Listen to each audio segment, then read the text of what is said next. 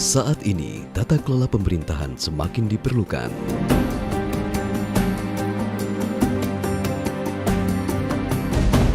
Tata kelola pemerintahan dijalankan oleh 4 pihak: pemerintah, birokrasi, masyarakat sipil, dan masyarakat ekonomi.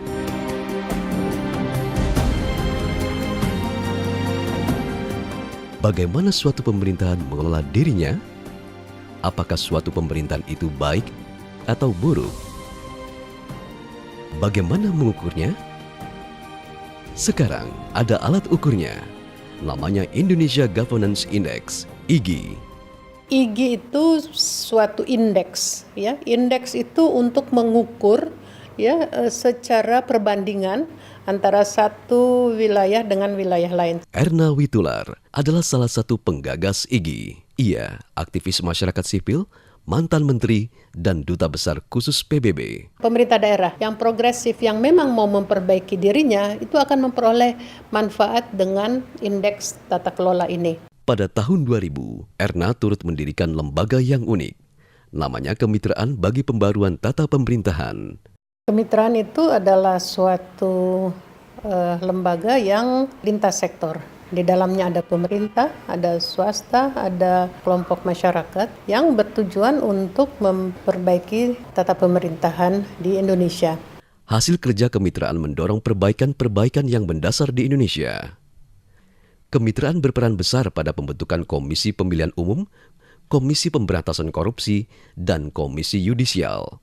Memang banyak kerja pioneering, kerja perintisan yang dilakukan oleh kemitraan dan kemudian dikembangkan oleh pihak lain. Dan biasanya kami kemudian di belakang layar. Pekerjaan kemitraan yang terkini adalah IGI. IGI telah diterapkan untuk mengukur kinerja provinsi.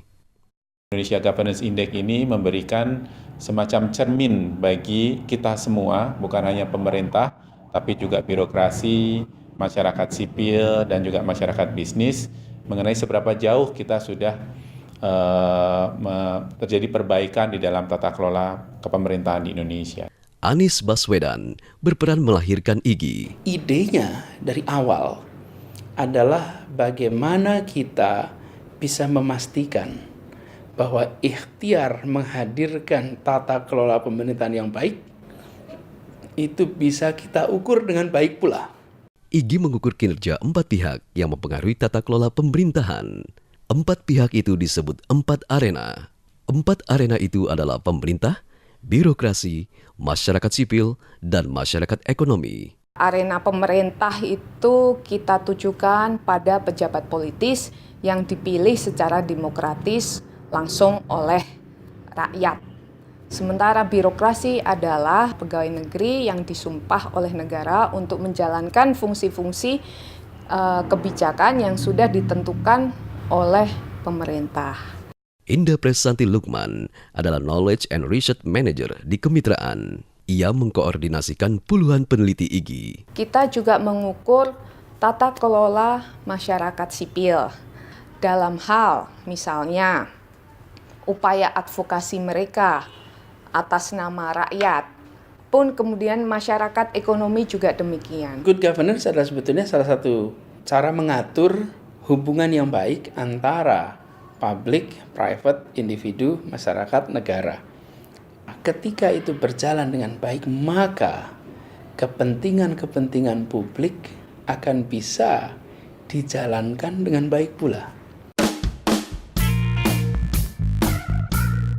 Ini adalah laman IGI. Hasil-hasil penelitian IGI ditampilkan di sini.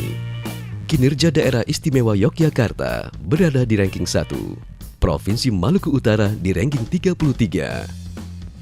Ini adalah 5 provinsi terbaik. Dan ini 5 provinsi terburuk. Di antara terbaik dan terburuk, ada 2 provinsi yang bertetangga, Bengkulu dan Jambi.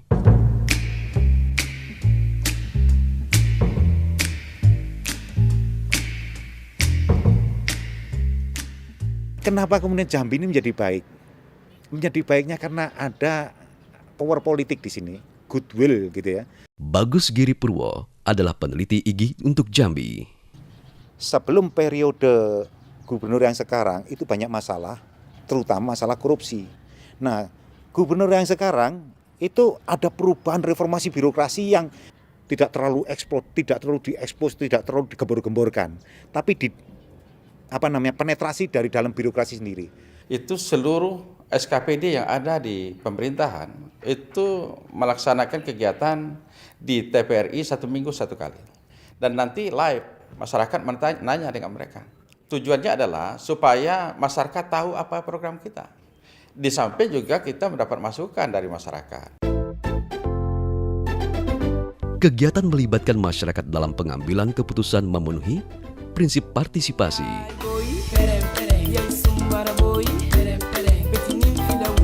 Prinsip-prinsip tata kelola pemerintahan yang lain adalah prinsip transparansi, prinsip keadilan, prinsip akuntabilitas, prinsip efisiensi, dan prinsip efektivitas.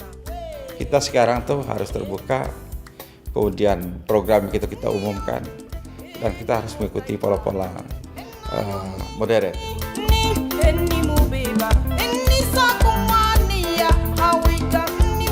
Ini adalah laman pemerintah Provinsi Jambi.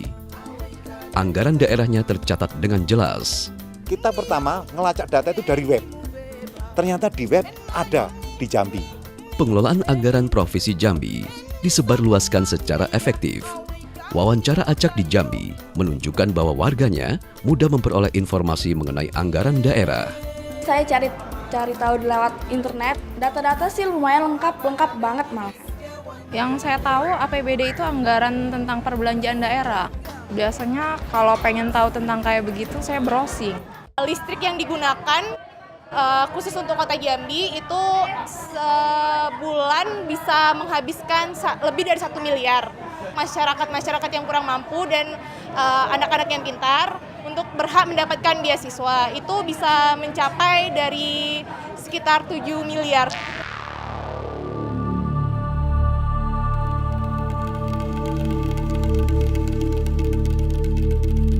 Provinsi yang bertetangga dengan Jambi adalah Bengkulu. Bengkulu berada di ranking 31 dari 33 provinsi. Pada hari pertama tim film tiba di Bengkulu, kinerja pemerintahan yang buruk tampak jelas. Saya sering lewat sini, jalannya udah rusak lama. Terus ada sampah-sampah, apalagi kalau musim hujan jalannya becek, bau. Kadang ada juga yang jatuh dari motor masuk dalam air yang kotor itu. Setiap lewat ya gini-gini, sampahnya berserakan di sini, jalannya jelek.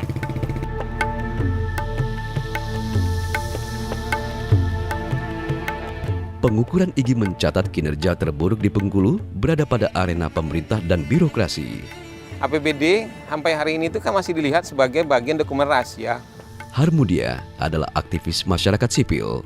Bertahun-tahun ia mengamati kinerja pemerintah Bengkulu.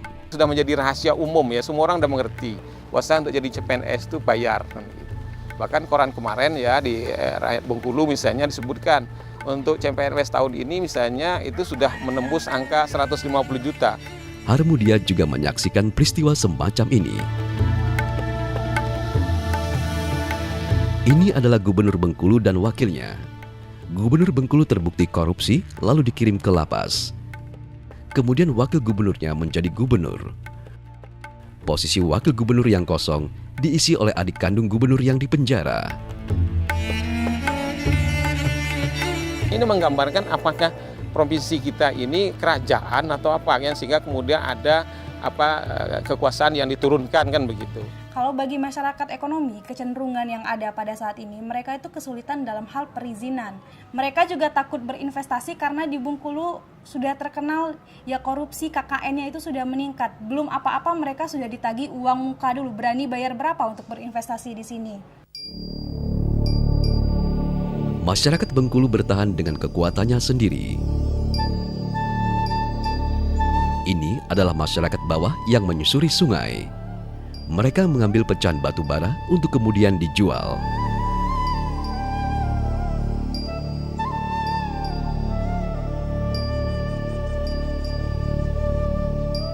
Nelayan mengambil hasil laut dengan peralatan sederhana. Di pantai ini terdapat satu bangunan kosong yang tidak jelas penggunaannya. nelayan di sekitarnya sangat kecewa.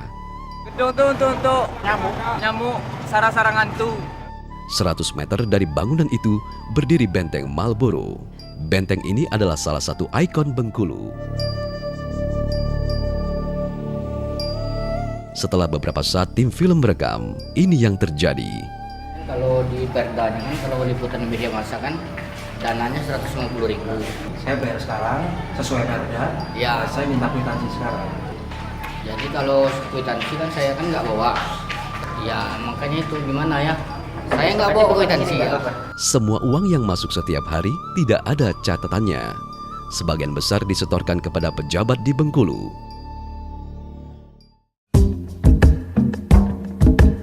Bagaimana memperbaiki kinerja pemerintahan yang buruk?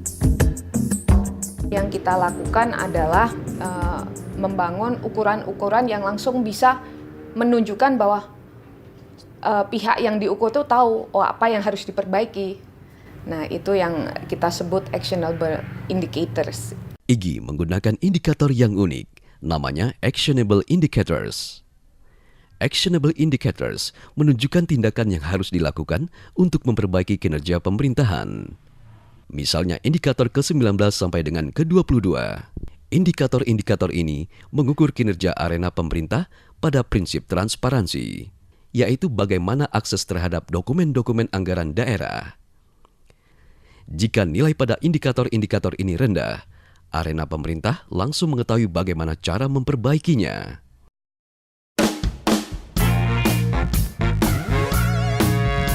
Ibu Kota Republik Indonesia, DKI Jakarta, mendapat ranking 3 dalam IGI. Wakil Gubernur Basuki Cahayapurnama, Ahok, bersemangat dengan IGI. Penelitian itu harus dilakukan supaya semua orang di Indonesia tahu tiap-tiap provinsi itu seperti apa, kinerja kepala daerahnya seperti apa. Harusnya rakyat memilih pejabat yang jadi kepala daerah itu berdasarkan hasil survei ini sebetulnya gitu loh. Bagi Ahok, sudah saatnya kinerja pemerintahan diteliti dengan skor yang jelas. Silakan, nanti kan ada Indonesia Government Index, silakan nilai dong. Nah ini juga jadi satu standar. Misalnya hasilnya kemarin jelas DKI ternyata di bawah DIY dan Jatim, ya urutan nomor 3. Nah, ini jadi jelas. Kenapa? Dan kita sudah tahu kenapa alasannya seperti apa gitu. Nah kami sangat senang dan mendukung penuh untuk adanya Government Index seperti ini. Saat ini, IGI mengukur pemerintahan provinsi. Di masa depan, IGI juga mengukur kabupaten dan kota. Masalah kabupaten kota sebenarnya justru saya tuh berpikir ke arah itu sebenarnya. Berpikir ke arah itu. Apakah IGI melakukan hal yang sama terhadap kabupaten kota? Dan kita mungkin bisa melakukan kerjasama ke depan dengan pemerintah Provinsi Jambi. Semangat tata kelola tidak hanya berlaku di Indonesia, tapi juga di seluruh dunia. Dengan demikian, IGI bisa diterapkan di mana-mana. Tata kelola inilah yang kemudian sekarang sedang naik daun, di mana saat dunia ingin memperbaiki tata kelola saat dunia. Bagus. Dunia sedang berubah. Pengertian negara maju dan sedang berkembang telah kabur. Negara-negara mulai setara dan dunia menjadi lebih seimbang. Transfer itu bukan hanya dalam bentuk dana, tapi juga dalam bentuk pengetahuan, dalam bentuk teknologi, dalam bentuk kebijakan yang bisa dua arah. Bisa kita yang mengekspor keluar gitu. Dulu tuh hanya negara maju yang mau memperbaiki tata kelola kita. Kita sekarang enggak. Kita juga mau memperbaiki tata kelola global. IGI adalah sumbangan untuk Indonesia, sekaligus sumbangan untuk pergerakan di seluruh dunia. Seluruh dunia bergerak ke arah good governance. Seluruh dunia. Ini sama seperti dunia zaman dulu bergerak ke arah penghapusan perbudakan. Sama persis. Ini dunia sedang bergerak penghapusan bad governance untuk menghasilkan good governance. Suka tidak suka, dunia akan menuju ke sana. Kita lebih baik be part of it and be the early player in this story.